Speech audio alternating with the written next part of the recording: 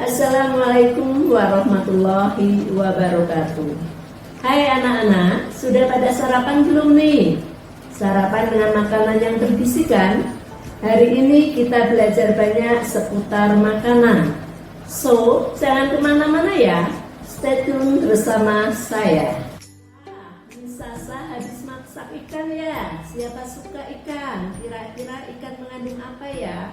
Mari kita lihat dalam sistem pencernaan makanan berikut ini. Adapun tujuan pembelajaran untuk hari ini adalah menganalisis jenis nutrisi yang diperlukan tubuh, mengidentifikasi organ dalam sistem pencernaan makanan, menganalisis jenis enzim yang mencerna bahan makanan, dan mengidentifikasi jenis penyakit pada sistem pencernaan. Pertama, menganalisis jenis nutrisi yang diperlukan tubuh. Untuk karbohidrat, protein, dan lemak dibutuhkan oleh tubuh dalam jumlah yang banyak, sehingga biasa dikenal dengan istilah sumber energi. Sedangkan untuk mineral dan vitamin dibutuhkan dalam jumlah yang sedikit tetapi harus ada di dalam tubuh kita. Karbohidrat terdiri dari gula, pati, dan serat.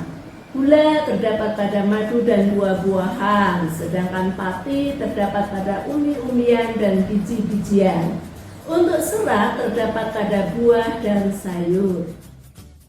Beras, jagung, roti, gula, buah, dan sayur adalah contoh dari karbohidrat dalam kehidupan sehari-hari ya.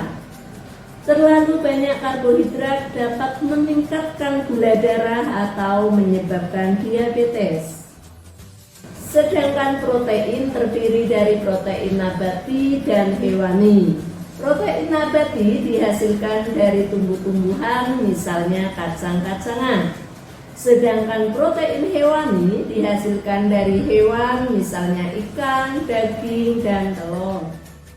Untuk selanjutnya, fungsi dari protein. Fungsi protein berfungsi sebagai penghasil energi, pertumbuhan, perbaikan sel, penghasil hormon dan enzim, serta pembentuk antibodi. Untuk selanjutnya, lemak. Lemak terdiri dari lemak jenuh dengan lemak yang tak jenuh. Lemak jenuh biasanya padat pada suhu kamar. Jika dikonsumsi berlebih bisa menyebabkan kolesterol. Misal, daging, susu, keju, minyak, dan minyak kelapa. Sedangkan lemak tak jenuh biasanya cair pada suhu kamar atau lemak baik. Misal, minyak nabati atau dari biji-bijian. Lemak berfungsi untuk menyediakan energi, melarutkan vitamin A, D, E, K, menyediakan bahan lemak esensial. Tapi ingat, jangan kebanyakan konsumsi lemak, apalagi lemak jenuh, karena bisa menimbulkan penyakit jantung dan stroke. Kemudian vitamin. Vitamin terdiri dari vitamin yang larut dalam air dan vitamin yang larut dalam lemak. Vitamin yang larut dalam air misalnya vitamin B dan vitamin C. Sedangkan vitamin yang larut dalam lemak misalnya vitamin A, D, E, K atau biasa disebut vitamin A. Vitamin A berfungsi menjaga kesehatan mata, tulang, dan gigi, misalnya pada susu, telur, hati, dan sayuran yang berwarna oranye seperti wortel dan labu. Vitamin B berfungsi menghasilkan sel darah merah, misalnya gandum, makanan lauk, daging, telur, susu, dan sayuran hijau serta kacang-kacangan. Vitamin C memelihara daya tahan tubuh, seperti terdapat pada jeruk, stroberi, jambu, cabai, tomat, brokoli, dan bayam. Kemudian untuk vitamin D. Vitamin D berfungsi menguatkan tulang dan gigi. Vitamin ini terbentuk ketika kulit terkena sinar matahari. Misalnya terdapat pada kuning telur, minyak, ikan, dan susu. Vitamin E sebagai antioksidan dan melindungi kesehatan kulit. Misal, minyak sayur, kacang-kacangan, sayur hijau, dan biji-bijian. Sedangkan vitamin K membantu dalam proses pembekuan darah. Contohnya pada buah alpukat, anggur, dan sayuran hijau. Tubuh manusia tersusun atas 72% air. Air dan mineral. Fungsi air: pembentuk sel dan cairan tubuh, pengatur suhu tubuh, pembantu pencernaan, dan media transportasi. Sedangkan mineral memiliki fungsi pembangun sel, membantu reaksi kimia tubuh, mengangkut oksigen, dan pembentukan tulang. Tujuan yang kedua adalah mengidentifikasi organ dalam sistem pencernaan makanan. Bagian sistem pencernaan: mulut, kerongkongan, lambung, hati, usus halus, usus besar, dan anus. Mari kita lihat satu persatu mulai dari mulut. Di dalam mulut terdapat gigi, lidah, dan kelenjar air liur atau saliva. Pencernaan pun terjadi secara mekanik dan kimiawi. Pencernaan mekanik dengan cara dikunyah oleh gigi. Gigi manusia ada 32 buah yang terdiri dari 8 gigi seri, 4 gigi taring, dan 20 gigi geraham. Sedangkan pencernaan kimiawi oleh enzim petialin atau amilase yang terdapat di air liur. Enzim petialin atau amilase mencerna amilum atau karbohidrat. Yang berikutnya adalah kerongkongan. Sebelum masuk kerongkongan, makanan masuk ke dalam faring terlebih dahulu. Faring adalah saluran yang memanjang di belakang mulut. Pada pangkal faring terdapat epiglotis atau katup pernafasan yang akan menutup apabila ada makanan yang masuk. Di dalam kerongkongan terdapat gerakan peristaltik atau gerakan meremas-remas yang mendorong makanan ke lambung. Berikutnya adalah lambung. Di dalam lambung, makanan juga dicerna secara mekanik dan kimiawi. Mekanik dilakukan oleh otot-otot lambung yang mengaduk-ngaduk bulus atau makanan. Sedangkan secara kimiawi oleh getah lambung seperti HCl untuk membunuh kuman, pepsin untuk mencerna protein, dan renin untuk mengendapkan kasein susu.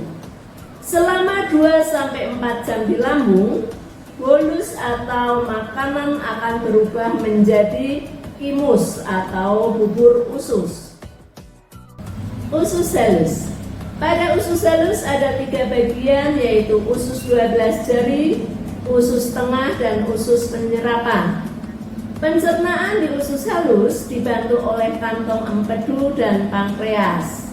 Kantong empedu menghasilkan cairan yang mengemulsikan lemak dan timus.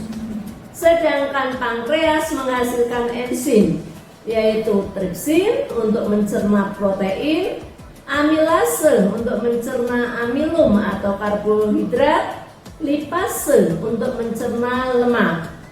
Pankreas juga menghasilkan hormon insulin untuk menurunkan gula darah. Pada bagian usus penyerapan atau ilium, zat-zat makanan akan diserap oleh villi usus halus atau yang biasa disebut dengan jonjot usus. Usus besar. Usus besar atau biasa dikenal dengan istilah kolon memiliki panjang kurang lebih 1 meter. Bahan makanan yang sampai pada usus besar adalah zat sisa yang akan ditampung selama 1-4 hari sebelum dikeluarkan. Usus besar berfungsi mengatur kadar air pada sisa makanan. Jika lebih, maka akan diserap. Di dalam usus besar ada bakteri E. coli yang membantu membusukkan sisa-sisa makanan. Organ yang terakhir adalah anus. Sisa makanan yang tidak terpakai tubuh beserta gas yang berbau atau tinja dikeluarkan melalui anus. Tujuan yang ketiga yaitu menganalisis jenis enzim yang mencerna bahan makanan. Pada mulut terdapat enzim petialin yang mencerna amilum atau karbohidrat. Jadi, kalau kita mengkonsumsi karbohidrat seperti nasi, jagung, dan sebagainya, pertama kali yang mencerna adalah mulut karena ada enzim petialin.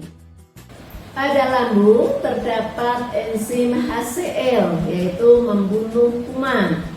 Enzim pepsin berfungsi mencerna protein. Enzim renin mengendapkan susu.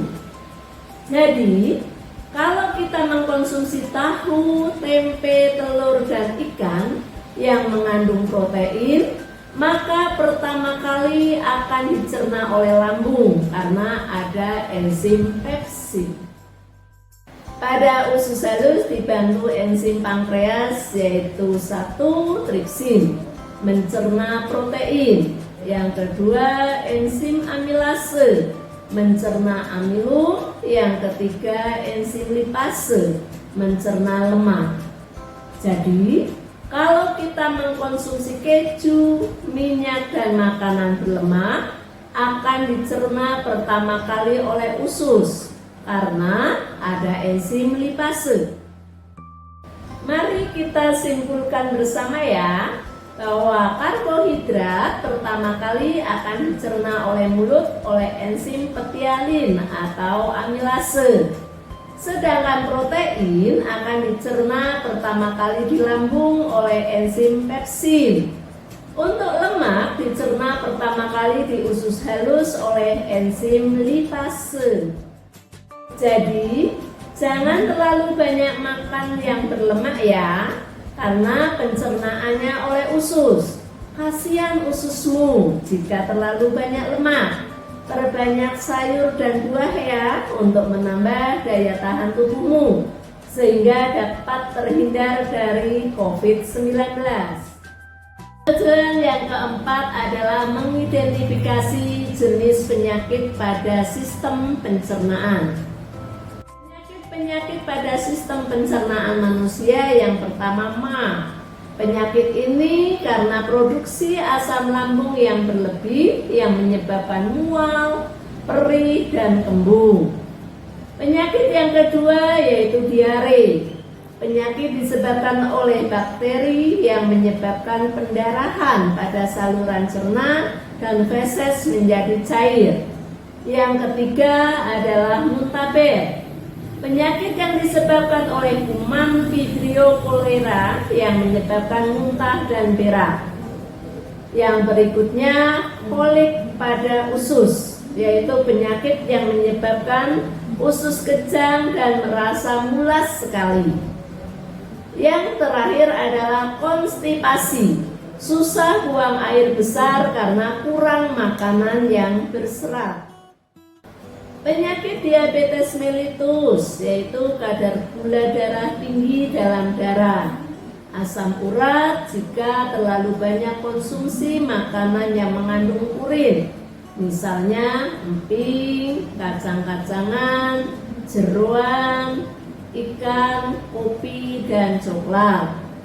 Hiperkolesterolemia yaitu kadar kolesterol tinggi dalam darah. Asterosklerosis terdapat endapan lemak atau kolesterol pada pembuluh darah. Sedangkan jantung koroner yaitu penyakit jantung karena penyumbatan pembuluh darah. Karena situasi masih mencekam karena COVID-19, mari kita lindungi diri kita dan keluarga kita. Jangan sampai tertular virus ini. Tetap jaga kesehatan, pakai masker, dan jaga jarak. Terima kasih telah menonton video ini. Semoga bermanfaat untuk kita semua. Tetap jaga kondisi sehat dan bahagia selalu. Assalamualaikum warahmatullahi wabarakatuh.